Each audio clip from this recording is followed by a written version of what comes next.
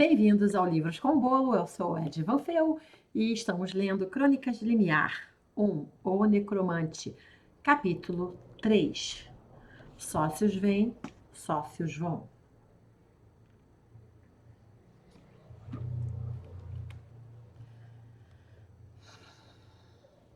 A porta era de madeira e tinha uma tranca pesada. Era evidente que poucos poderiam passar por ela, considerando o trabalho que o espelho mágico dera. Sua tranca era dourada e tinha intrincados desenhos, além de vários buracos para chaves diferentes. Era feita de metal resistente e, por mais que tentassem forçar, não conseguiam passar por aquela porta. Poderiam tentar quebrá-la, mas suspeitaram que isso não seria possível. Não era como quebrar um cadeado. A tranca fazia parte da porta. Se fossem muito brutos, acabariam trancando-a para sempre, ao invés de abri-la. Não era um trabalho para a violência, mas para alguém de talento e mãos ágeis. Groove tentou inutilmente com um pedacinho de arame, mas ela não tinha a menor ideia do que estava fazendo. Cerca de 1 hora depois desistiram. Seria preciso alguém que pudesse realmente abrir aquela tranca. Assim, recolocaram o espelho de face para a parede, ocultando a porta, e planejaram voltar depois. Prosseguiram, caminhando por outros lugares da grande construção, na esperança de encontrar mais alguma pista do tal mago no Assam. Andaram com cuidado, temerosos com possíveis armadilhas, mas não tiravam a porta por trás do espelho da cabeça. Aposto que é por ali que Noação vai para sua sala do tesouro, disse Groove. Talvez. Voltaremos amanhã para descobrir, disse Dirk, erguendo a tocha que carregava pelo corredor escuro. Ficaram em silêncio por mais alguns minutos, até que uma voz diferente foi ouvida. Bem-vindos à sala das respostas. Ah, qual é? Respondeu Groove, com pouca paciência. Acha que cairíamos nessa de novo? Sim, acho. Vocês têm direito a mais 2 perguntas. Eles pararam espantados. É sério? Podemos perguntar qualquer coisa? Disse Ivana. Tentaram tapar sua boca, mas era tarde demais. Sim, qualquer coisa. Resta uma pergunta. Calem a boca, disse Romano. Ninguém fala nada. Vamos fazer nossa última pergunta direito. Ele se concentrou e pensou na pergunta que poderia ajudá-los a achar o mago. Muito bem, começou o rapaz. Onde podemos encontrar... Por que será que essa sala não tem uma cara que nem a outra? Murmurou Gruff para si mesma, sem perceber que pensara um pouco alto demais. Eu sou tímido. Adeus. O silêncio imperou durante a volta para casa. Estava evidente que aquela parceria não tinha sido muito feliz. Infelizmente, havia apenas uma pensão na cidade, barata o bastante para as condições deles. E foi assim que foram todos parar no segundo andar da taberna incandescente. Os quartos eram pequenos, as camas eram duras e até as baratas saíam reclamando do serviço. Mas era o que podiam pagar, e depois de um dia que começara cedo e parecera incrivelmente longo, era um lugar maravilhoso. Romano e Duck podiam ouvir Van e Gruff rindo e falando no quarto ao lado, quando o som os atingiu como uma pedra. No dia seguinte, quando acordaram, os 2 rapazes conversaram rapidamente sobre o que fariam com a porta misteriosa, o cadeado indestrutível e as 2 loucas que os acompanharam. Romano ainda sentia umas pontadas no quadril, onde Vanna acertara seu duplo com a lateral da espada. Então, chegaram à conclusão de que estariam melhores sozinhos do que com elas. Combinaram desfazer essa parceria infeliz no café da manhã. As 2 moças desceram logo depois e não paravam de falar sobre a grande aventura que tinha sido o dia anterior e como estavam empolgadas em voltar lá. Estavam tão empolgadas que os rapazes se perguntaram se eles estiveram realmente no mesmo lugar. Vanna mencionou que certamente encontrariam coisas de valor na sala trancada. Shh! Romano chamou sua atenção. Ali na taberna incandescente, todos tinham ouvidos aguçados quando se tratava de assuntos de dinheiro. Olha, meninas, começou Dirk, constrangido em ter que dar a notícia. Nós pensamos melhor e decidimos que ontem não foi muito bom. Então, acho que cada um pode seguir o seu caminho. Houve um silêncio constrangedor. Gruff continuou com a boca cheia de pão, e quando falou, farelos voaram nas caras deles. Vocês estão nos dispensando? Não é bem assim, continuou Dirk, que não queria magoar as meninas. Ah, bom, Vanna voltou a comer seu pão seco com leite. Estamos sim, gritou Romano. Vocês são um tropeço, um desastre natural, uma cilada do destino, um convite à desgraça, um atraso de vida, um trauma constante, um equívoco paulatino com hora marcada. Vocês são um acordo com o diabo. Vão embora, vão para casa. Elas continuaram olhando para ele até que Wanda se virou para Gruff. Isso quer dizer que eles não nos querem com eles? Não tenho certeza, respondeu Gruff, nitidamente confusa. Olhem, moças, Romano se inclinou para elas. Não é nada pessoal, mas nós não estamos aqui para brincar. Sigam seus caminhos e seguiremos os nossos. E se os deuses permitirem, não nos encontraremos de novo. E saiu da mesa, deixando o amigo loiro com a cara no chão. Seu amigo é um grosso, sabia? Disse Gruff. Sabia. Eu peço desculpas por isso. O loiro se levantou também, mas se inclinou para elas levemente para dizer umas últimas palavras. Mas, ao contrário do meu amigo, eu não teria objeções se nossos caminhos se cruzassem de novo. Vocês são legais, meninas. Só não é o momento certo. Wanda sentiu o bom embolar na boca e um nó de se formar na garganta. Gruff sentiu um calor subir e avermelhar suas orelhas. Puxa, disse Wanda, me sinto péssima. Isso foi pior do que ser chutada por um namorado irritante. Eles são uns ridículos. Gruff estava magoada, mas preferia extravasar com sua fúria habitual. Uns idiotas, cretinos, metidos à besta. Quem eles pensam que são? Se não fosse por nós, nem teriam chegado tão longe.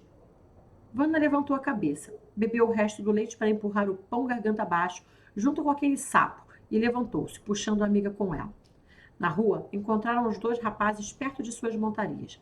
A morena se aproximou marchando, e dessa vez tinha vento. Sua capa balançou ruidosamente, e os cabelos serpentearam no ar como chicotes. O habitual sorriso que sempre lhe dava um ar infantil tinha sumido, e agora ela parecia parte da ventania. E, como toda ventania, estava ali para tirar algumas coisas do lugar. Quando ela chegou bem perto deles, começou a falar. Nós não somos boas, nem muito inteligentes, nem ricas. Não temos talentos especiais, nem superpoderes. Não conhecemos essa droga de cidade e não temos senso de direção. Gruff começou a ficar confusa e se aproximou um pouco da amiga. Tem certeza de que era isso que queria dizer? Cala a boca, Gruff, gritou Vanna. Estou dizendo isso porque entendo que não nos queiram por perto. Mas quero lembrá-los que vocês também não estão em situação muito melhor. E se não estivéssemos juntos, provavelmente não teríamos chegado naquela porta. Não teríamos nem chegado naquele castelo e estaríamos contando moedinhas de seu talate até agora. Gostem vocês ou não, nós também temos direito ao que estiver atrás daquela porta, seja lá o que for. Romano deu um leve sorriso, um tanto surpreso pela atitude da moça. Então, se apoiou no cavalo castanho e perguntou: Pois me diga, Vanna, quando exatamente você ou sua amiga elfa fez alguma diferença na nossa aventura de ontem? Vanna não parecia saber a resposta. Muita coisa tinha acontecido no dia anterior. Ela não se lembrava da metade. Ela jogou a capa em cima do espelho, disse Gruff. Isso mesmo, completou Vanna. Sem isso, nós teríamos sido mortos por nós mesmos, num suicídio coletivo muito estranho. Os rapazes se entreolharam. Poderemos levar só sua capa? Perguntou Romano rindo. Acho que daria menos trabalho. Não, a capa acompanha a guerreira e a elfa, respondeu Vanna cruzando os braços. Tudo bem, então, disse Romano. Ficaremos juntos até descobrirmos o que tem por trás daquela porta. A partir daí, seguiremos nossos caminhos. O que me diz? Eu topo. Vanna e Romano apertaram as mãos, firmando o acordo. Dirk não segurou as risadas, imaginando que um novo dia com aquelas duas lhes reservava. Apesar da enorme vontade de Vanna e Gruff de voltarem ao castelo, Romano as convenceu de que nada adiantaria sem alguém que pudesse abrir o cadeado. Assim, se separaram para procurar pela cidade alguém com essas habilidades. Vanna ainda estava empolgada com o lugar. Limiar, como já lhe disse, não era grande coisa, mas para ela parecia um lugar muito interessante, onde cada pessoa era a promessa de uma nova amizade. Foi atraída por um burburinho na rua. Um pequeno aglomerado de homens parecia muito interessado em um jovem atrás de uma pequena bancada de madeira. Vanna se aproximou curiosa. Vamos lá, cavalheiros! É hora de conferir as apostas. Onde está a pedrinha? O jovem tinha um rosto inocente, o que dava alguma credibilidade ao jogo de azar que ele presidia. Com mãos ágeis, ele misturou metade de cocos sobre a madeira da mesa improvisada. Quando parou, Houve um minuto de suspense. Então, o homem gordo que estava diante dele, no meio dos outros, apontou hesitante o coco do meio. E lá estava a pedrinha. O homem gordo sorriu feliz e levou todo o dinheiro que estava sobre a mesa. A cena se repetiu por 4 vezes. Ela ficou olhando com atenção. Na segunda vez, teve certeza de que havia algo errado com aquele jogo. Muito bem, amigo, chega por hoje. A banca quebrou. Os homens saíram um pouco decepcionados, mas felizes com os bolsos cheios, deixando para trás o rapaz insatisfeito. Vana não foi embora. Desculpe, donzela, disse o rapaz com um sorriso gentil. O jogo acabou por hoje. Você não está com muita sorte hoje, né? Perguntou ela. Pois é, ontem também não funcionou, lamentou ele, coçando a cabeça e olhando para os cocos, como se eles estivessem com algum defeito. Quem sabe se eu colocasse apenas uma pedrinha ficasse mais fácil? E ele levantou de metade dos cocos, revelando que havia uma pedrinha embaixo de cada um. Amigo, assim você vai à falência, disse a moça rindo. E então ela lhe explicou que ele estava fazendo algo errado. Feliz em descobrir a falha do seu negócio, o jovem quis saber quem era a dama que o ajudava. Sou Vana, disse ela, apertando sua mão e sorrindo. Vana do Mendragon. Sou uma guerreira. E eu sou Peter Paul, seu criado. Às suas ordens, bela dama. Ele fez uma elaborada reverência com o chapéu que tinha algumas penas castanhas. Se houver algo que eu possa fazer para ajudá-la, é só pedir. Na verdade, tem sim. Estamos procurando alguém que entenda de cadeados. Peter pensou um pouco. Eu conheço um, mas ele foi para a cadeia no mês passado. E se ainda está lá, é porque não deve entender tanto assim de cadeados. Olha, esse não é o tipo de profissional que você encontra facilmente. Na verdade, é mais fácil ele te encontrar. E então ele lhe deu a dica de um ladino que costumava atacar visitantes e turistas na feira. Diziam que ele era o melhor em abrir todo tipo de tranca, cadeado e fechadura. Foi quando Dirk chegou, perguntando se Vanna tinha conseguido alguma coisa. Ela sorriu, pensando num plano que envolvia uma isca, e o convidou para um passeio na feira. Despediram-se do jovem Peter e seguiram na direção da feira. Fiz um amigo, disse Vanna animada, sem lhe contar sua ideia, nem avisá-lo de que ele poderia ser a isca.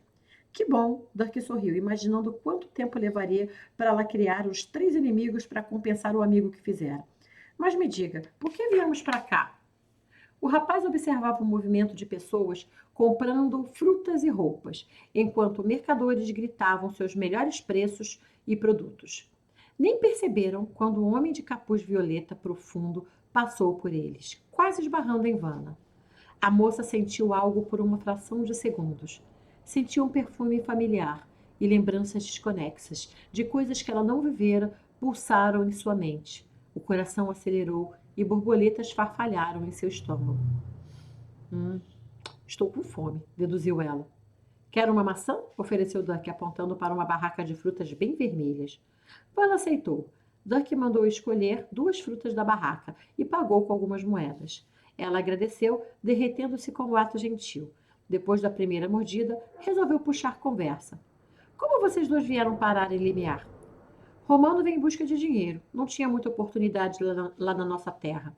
Cidade pequena? Maior que Limiar, mas com muitos pobres. E lá os pobres não têm muita chance de se aproximar dos ricos. A maior tendência lá é continuar pobre. E vocês eram pobres? Romano era. Ele fugiu do orfanato aos 12 e trabalhou como ferreiro até os 18, quando... Quando o quê? A morena percebeu que Dirk se flagrou falando demais. Não é assunto meu, e a boa educação manda que não falemos de assuntos que não nos pertencem, explicou o rapaz com um sorriso tímido. Tudo bem, disse Vanna. Então fale de você. Eu? Minha família tinha uma propriedade e meu pai servia ao senhor da região. Quando minha mãe e minha irmã ficaram doentes, tentamos tudo para ajudá-las, mas o tipo de remédio de que precisavam era muito caro. Quando consegui ajuda, já era muito tarde. Nossa mente é algo fantástico. Em apenas algumas frases, Dirk de Landry viajou para o lugar de onde fugira. Dirk não era bom em mentir, mas sabia como ocultar as partes que lhe doíam. Suas palavras escondiam uma história mais complicada, e o fato dele não desejar que outros conhecessem ou soubessem o verdadeiro cenário que foi sua terra natal para ele. Assim, ele preferiu não dizer que seu pai era um homem abusivo e violento, que pouco se importava com a própria família. Ocultou também que as doenças de sua mãe e irmã mais nova estavam intimamente ligadas às péssimas condições que o pai lhes dava, apesar de lhe sobrar dinheiro para gastar nos bordéis e salões de jogo da cidade. Mas uma coisa era verdade. As mortes da mãe e da irmã eram o motivo dele estar em limiar agora. Dirk cuidou da mãe e da irmã e fez tudo o que podia para salvá-las, inclusive realizar trabalhos que seu pai considerava indignos, como ajudar o padeiro e o peixeiro para levantar o dinheiro dos remédios e tratamento. Seu pai era um cavaleiro do conde Auguste de Gaulle, senhor daquelas terras e pouco dado à interação com o povo. Foram anos difíceis. Primeiro a menina morreu. Tinha apenas 9 anos e Dirk tinha 13. Menos de 6 meses depois, foi a vez de sua mãe. Viver sozinho com o pai era algo parecido com um pesadelo, mas de certa forma ele já estava acostumado. Tentava sair de seu caminho e não irritá-lo. Acaso despertasse a sua ira, o que podia acontecer até por um pesadelo que o pai tivesse, aguentava a surra e tentava ficar fora de casa por algumas horas. Mas foi quando comunicou sua decisão que a coisa ficou insustentável. Dirk conhecera um sacerdote de Gwydion, deus da ilusão, da magia, das mudanças, do céu e das curas. Dirk viu as curas que ele fez e sentiu que esse era o seu caminho. Quando comunicou ao pai que iria para um templo, a casa caiu e direto na sua cabeça. O pai acreditava unicamente no valor da espada e da violência. Qualquer caminho que não fosse o da espada era considerado indigno por ele. Nunca respeitara o filho por não sentir nele esse instinto destruidor, diferente de seu irmão, do qual preferia não falar. Nesse dia levou uma surra. Não foi uma surra qualquer. Foi a maior surra que já levara. Levou uma semana para que conseguisse andar de novo. Assim que conseguiu, pegou suas poucas coisas e saiu de casa para nunca mais voltar. Depois de passar alguns anos no Templo dos Deuses Verdes, onde Gwydion era um dos patronos, ele recebeu sua consagração. Agora teria que sair pelo mundo e encontrar seu caminho. Quando não houver mais dúvidas em seu coração, disse seu mestre, o caminho se mostrará para você.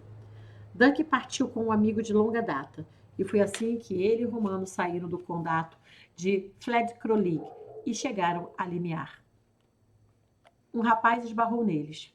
Em um dia de feira, esbarrões ocasionais eram bastante normais, mas esse esbarrão custou todo o dinheiro de Dirk.